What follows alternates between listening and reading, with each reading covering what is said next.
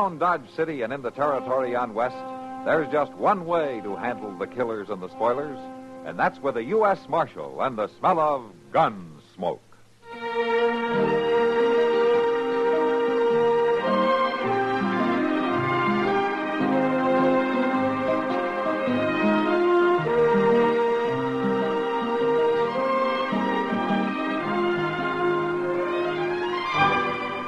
Gunsmoke, starring William Conrad, the story of the violence that moved west with young America, and the story of a man who moved with it. I'm that man, Matt Dillon, United States Marshal. The first man they look for and the last they want to meet. It's a chancy job, and it makes a man watchful and a little lonely.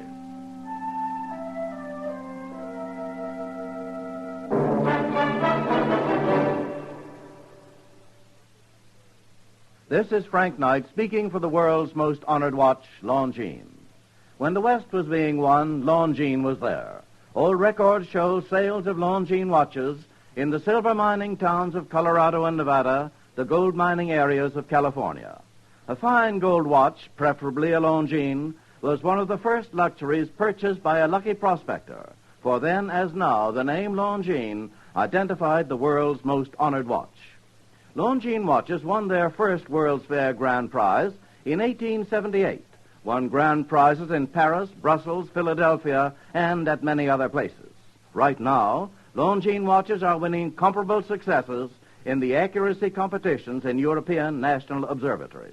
Today, you needn't make a gold strike to own a Longines. Many beautiful models for ladies and gentlemen are priced as low as $75. Visit your authorized Longines Whitney jeweler. He will be honored to serve you.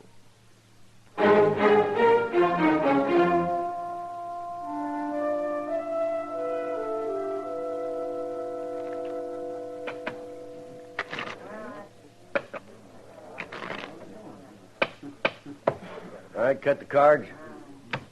There.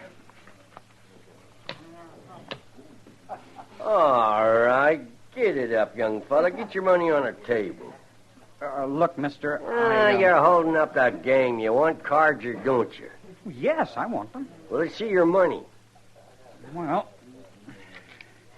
there. Hey, what's that thing? It's a solid gold fob. Yeah, don't look like much to me. What do you think, Joe? Let me see it. I don't know, Stoll. Don't seem like a young drifter like him would have no gold. It's gold, all right. Why don't you ask somebody who knows? This ain't no assay office. Go on, kid. You get some money, we'll deal you a hand. Now, wait a minute. Ask her. Kitty? Well, she'd know. Ask her. I guess she'd know about gold, all right. Hey, Kitty, come here a minute, will you? Sure, Stoll. What's on your mind? Hey, look at this thing, will you, Kitty? It's a watch fob. Yeah, but is it gold? Feels like gold to me. Who says it isn't? What'd I tell you? Shut up. The kid wants to use it for a poker stick, Kitty. Just wanted to be sure it was worth something. Well, it's probably worth too much to be lost in a poker game. There, I told you. Come on, Stoll. Deal up the cards. Yeah, I'm gonna.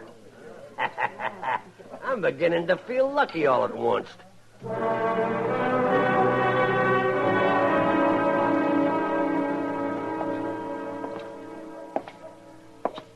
Mr. Dillon? What? Mr. Dillon? Yeah, Chester. I declare I sure am glad I found you, Mr. Dillon. Oh, what's the trouble? Oh, well, sir, I just think you better get on back to the office right away. You sound mighty excited. Somebody start an Indian uprising or something? Well, no, sir, it ain't nothing like A that. prisoner escape? No, it ain't that neither.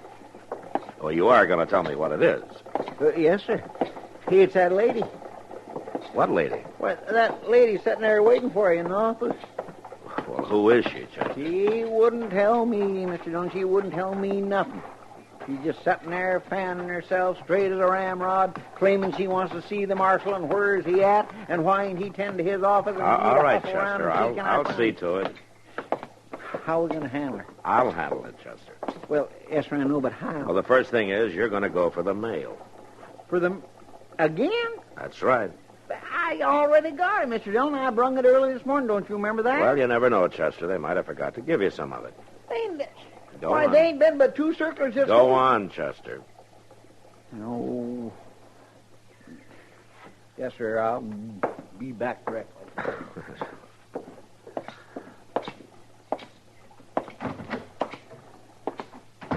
Good morning, ma'am. Yes, are you the marshal? Yes, ma'am. Matt Dillon. What can I do for you? Well, for one thing, young man, you can be here when you're needed. I do not think this is the proper way to run a United States Marshal's office, even in this forsaken country.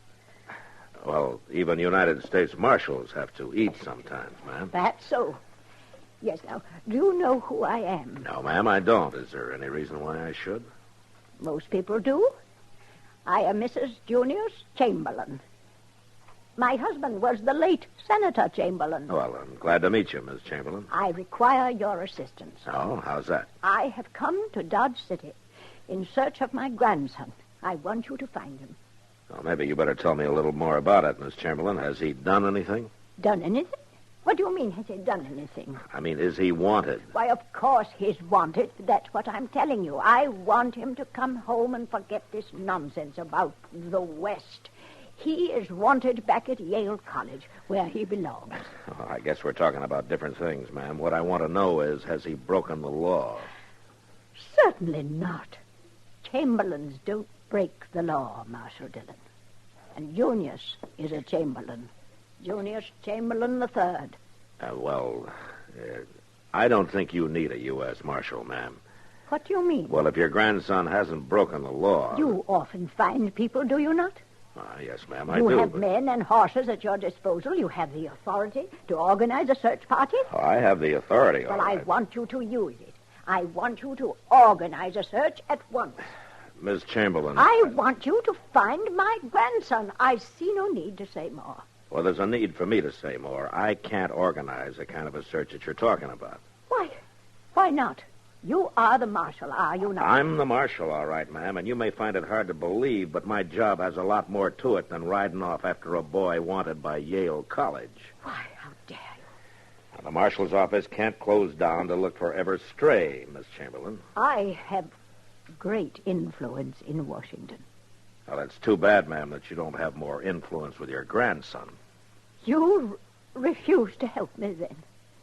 I'll keep an eye out for him, and I'll let you know if I hear anything about him, but that's about the best I can do. I believe I have a right to expect more, Marshal Dillon. I'm sorry, Miss Chamberlain. But I wouldn't worry too much. He'll probably turn up in Dodge one of these days, and I'll see if I can't send him home to you. That won't be necessary, Marshal. I intend to stay here until I find him. And I'll take him home myself.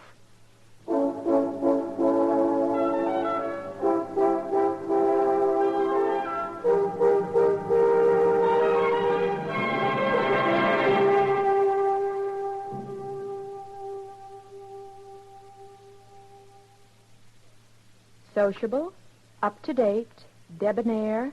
What's this, a new word game? No, I'm just mentioning the qualities that people admire in other people. Oh, I see. If you're sociable, up-to-date, and what was that other word, debonair? Yes, debonair. But listen to it this way.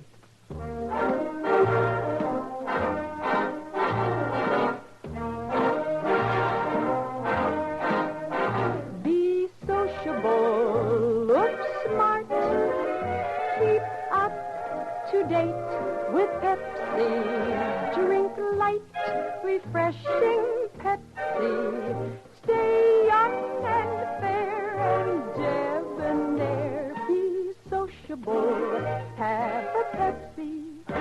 Notice how many of your friends are serving Pepsi-Cola these days. It's the up-to-date refreshment. Be sociable, serve Pepsi.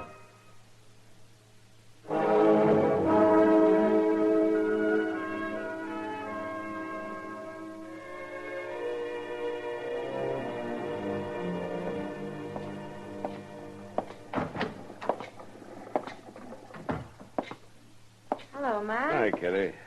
Sit down. We ordered a steak for you. Oh, thanks. You better not think it's none but gets here, Mr. Dillon. They sure have been offering some terrible stringy steak around this place. Oh, I don't think you'll be too particular about the food, Chester. Just so he gets a chance to eat in peace. From what I hear, he's lucky to sneak in here without being caught by that woman who's causing him so much trouble. You two think it's all pretty funny, don't you? Well, no, Matt, there's two ways of looking at it. Uh-huh. You take Mrs. Chamberlain now. I've never met her, but I hear she's a strong, good woman doing what she thinks is right. All over town. You'll have to admit, Matt, picture of an old lady going around like a Pinkerton man's pretty funny. Yeah. Well, I'll feel more like laughing after she moves on out of Dodge. I'll bet you will. Some of the men down at the Long Branch say she's not being too complimentary to you. Kind of talks as though she's doing your job for you, looking for that boy. Yeah, well... Mr. Dillon, there's one thing about this all that I just don't understand. But you are laughing, though, aren't you, Chester? Well, yes, sir, I was laughing all right, but... But what? Well, it's just that I never heard of this place that feller escaped from. What place? What are you talking about? Why, that Yale, the place that lady says he broke loose from. What is that place, Mr. Dillon? Some kind of a stockade or such like? Well, it'd seem like a stockade to you, Chester. Now, will you go ahead and eat and let Miss Chamberlain do the worrying about Yale?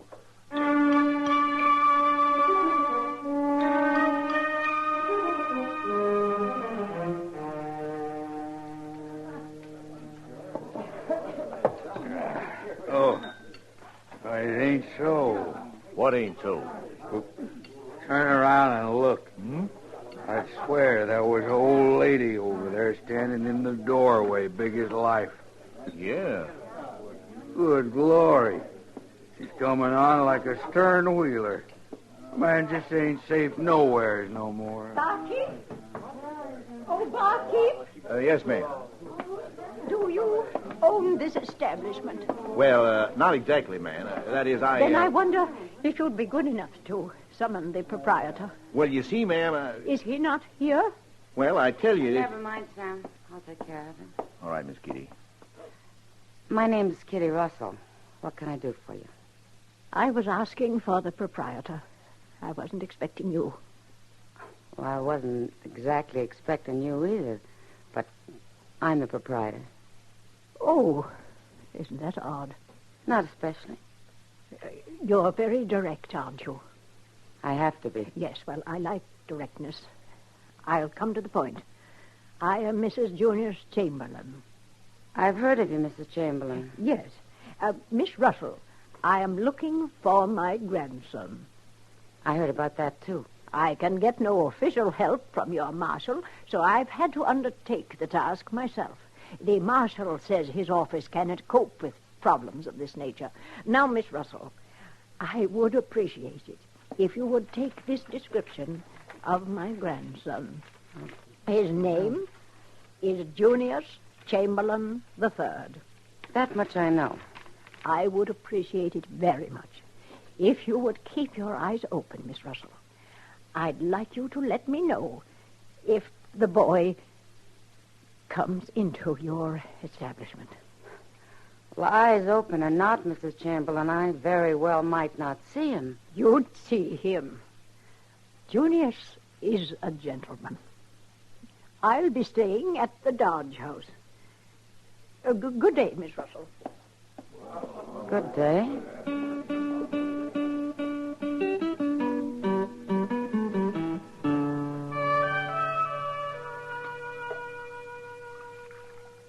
You want some more coffee, Kitty? Yeah, thanks. Well, go on. What did she say then? Well, nothing. She just swept out, proud as you please, as though she'd been in the governor's mansion instead of a saloon. I tell you, Matt, she had me kind of flabbergasted. Yeah, well, you've got a lot of company.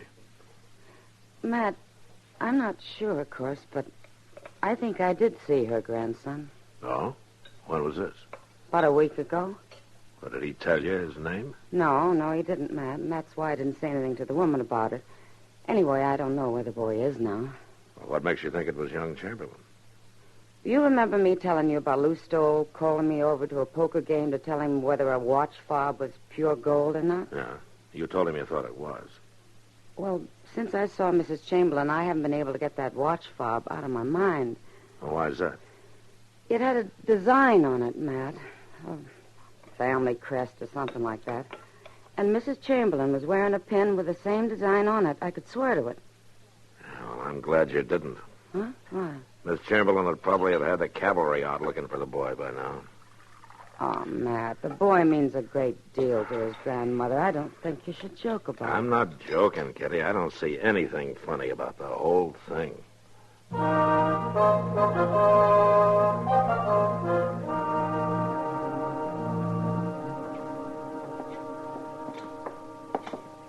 Marshal!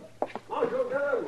I don't know what in the world got into Mr. Botkin. I don't know, but he seems mighty upset about something. Yeah, maybe his bank got robbed or something. Marshal, you've got to come quick. What is it, Mr. Barkin? What's wrong? I just got robbed is what's wrong. What? One of the men got hit. He's lying there in the street. Come on, Chester. Who shot him? I did. I had to shoot him. There were two of them. They were holding up the bank. Oh, where's the other one? He got away. Rode right out of town. All right, will you stand aside, please? Please, will you stand aside? Let me in, please. Will you let me in there? Looks like he's hurt bad, you know. Yeah. That's what happened now. Like I say, there were two of them.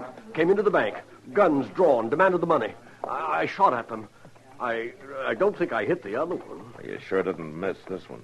I mean, he's dead? No, not yet. You know who he is? No, Marshal. I never saw him before. You recognize him, Chester? No, sir, I don't. There's one peculiar thing, though, Mr. Dillon. Oh, what's that? Oh, look at there. Hanging from his gun belt. Huh? Oh, yeah. I've never seen no gunman wearing a watch fob there before, have you? He may not be an ordinary gunman, Chester. Now, come on, let's get him up to Doc.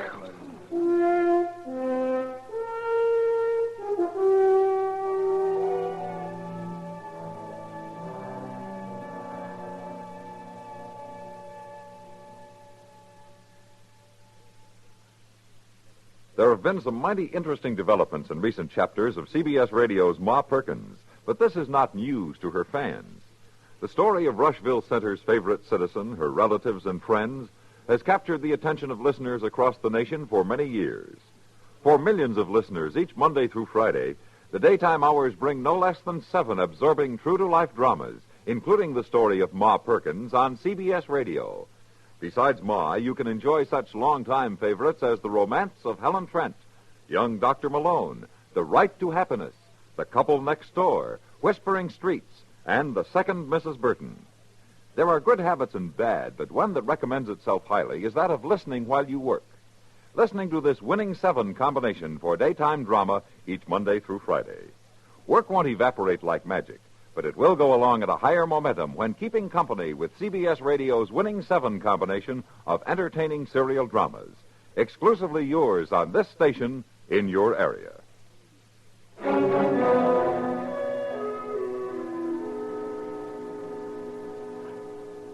Does Doc reckon he'll make it, Mr. Dillon? No, he doesn't think so. Or are you going to try talking to him? I guess I'd better. Well, maybe we ought to wait till Doc gets back. Well, we probably should, but I don't know how long he's going to be conscious.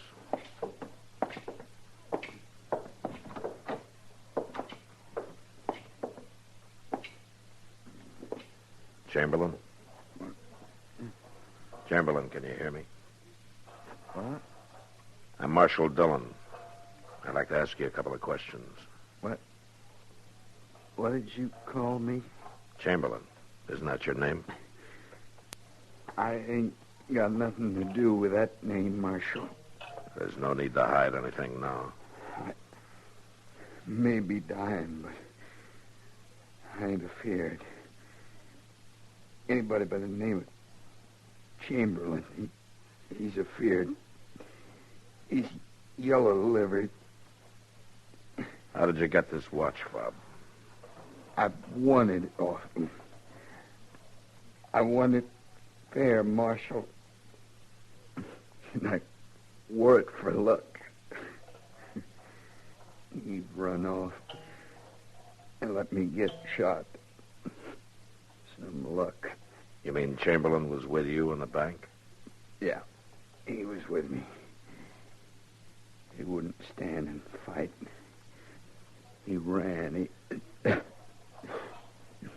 Just tell me one thing. Where did Chamberlain go? The old Boone place. That's where we hid out. You get him, Marshal. Get him from me. Yeah. I'll be getting him for a lot of people.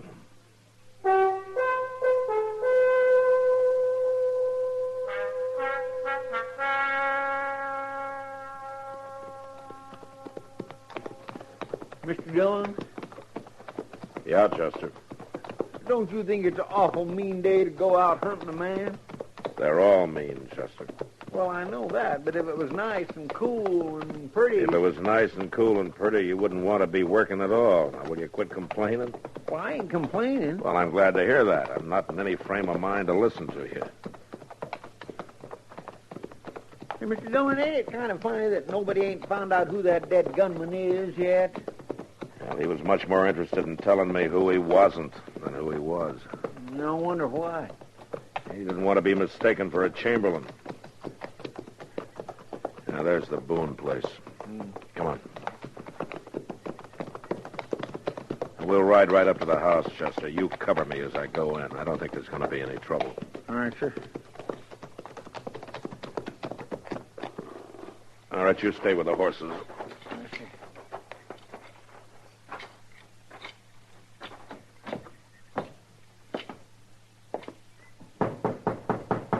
Chamberlain. It's Matt Dillon. Come on out. Come on out. Or I'll come in after you right now. Don't shoot, Marshal. Don't shoot. All right, come on out then.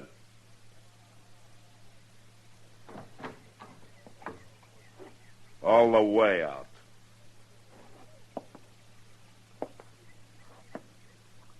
I don't know what you want me for, Marshal. Where's your gun? I don't wear a gun, Marshal. You were wearing one in the bank this morning. But I didn't use it, Marshal. I didn't use it.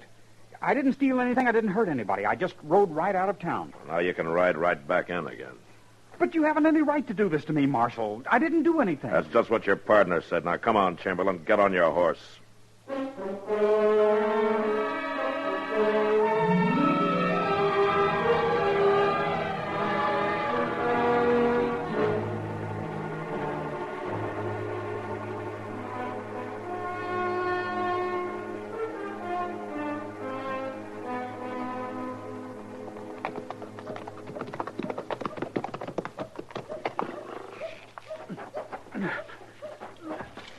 I'll take him in, Chester. All right, sir. Will I put up the horses now? No, not yet. I want you to go over to the Dodge house for me and get Miss Chamberlain. My grandmother? Here in Dodge? You want me to bring her over to the jail? That's what I said, Chester. Right to the jail. All right. Come on, Chamberlain.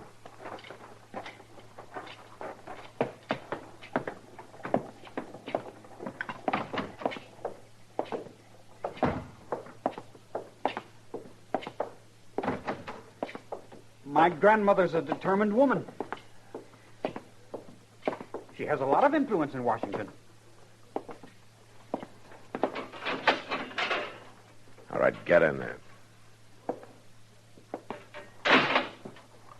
My grandmother has great family pride, Marshal. She won't take kindly to my being in jail. I'm kind of ashamed to have you here myself. Mr. Dillon? Yeah, Chester. She must have saw us ride up, Mr. Dillon. She was halfway across the street. Where's my grandson? He's in the cell here, Miss Chamberlain. I want to talk to him. All right, ma'am. I told him you wouldn't let me stay in jail. Well, Junius, I must say I would rather have found you in different surroundings. I know. It's the way they do things out here. Back home, they would never have locked up a Chamberlain. I hope not, Junius. Well, go ahead, Grandmother. Tell him about us. I want to know some things about you, Junius. We can talk later. Get him to let me out first. Is it true, Junius, that you participated in the holdup of the bank this morning? I didn't do anything, Grandmother. I swear it. Were you there? Well, yes, I was there, but I didn't do anything. I didn't take anything. I didn't shoot anybody. But you threatened to. It was just a prank. Nothing more than a prank. And when there was trouble, you turned and ran. Why, of course I ran. I didn't want to get involved. And you left your partner in crime to bleed and die alone. But I was thinking of the family. I was thinking of the Chamberlain name. The Chamberlain name has never been worn by cowards, Junius. But, Grandmother... Right or wrong, we don't run. Marshal Dillon? Yes, ma'am. Could your man help me back to the hotel? I'm a little tired. I'll go with you, Miss Chamberlain. You can't leave me here. You've got to help me. I can't help you, Junius. I pray it's not too late for you to help yourself. Marshal Dillon? Right away, ma'am. Here, take my arm.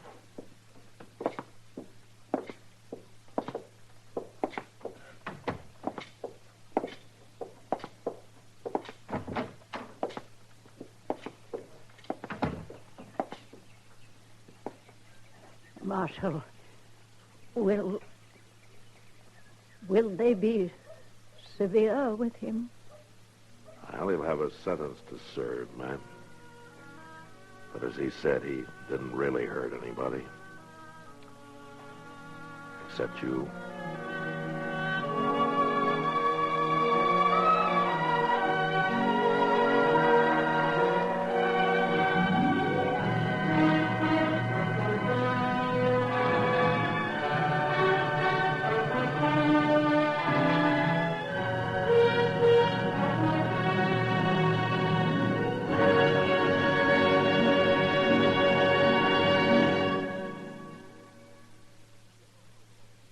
Cerebral palsy isn't inherited. It isn't contagious. What makes this cruel handicap unlike anything else is that no two cases of palsy are ever alike. For the most part, a tiny injury to the brain causes it, and as we know, the brain is unbelievably complex. There's every reason to believe that a cure for cerebral palsy will be found, but it will take time spent in research.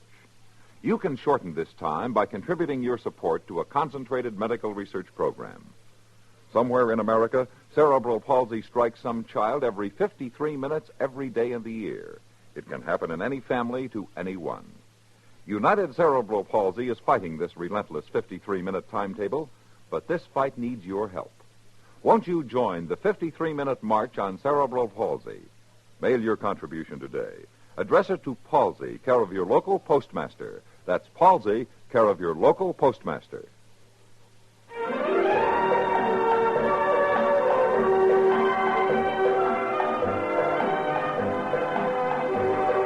Gunsmoke. Produced and directed by Norman McDonald, stars William Conrad as Matt Dillon, U.S. Marshal. The story was specially written for Gunsmoke by Marion Clark, with editorial supervision by John Meston. Featured in the cast were Jeanette Nolan, Sam Edwards, Joseph Kearns, Vic Perrin, and Jess Kirkpatrick. Harley Bear is Chester, and Georgia Ellis is Kitty. This is George Walsh inviting you to join us again next week for another story on Gunsmoke.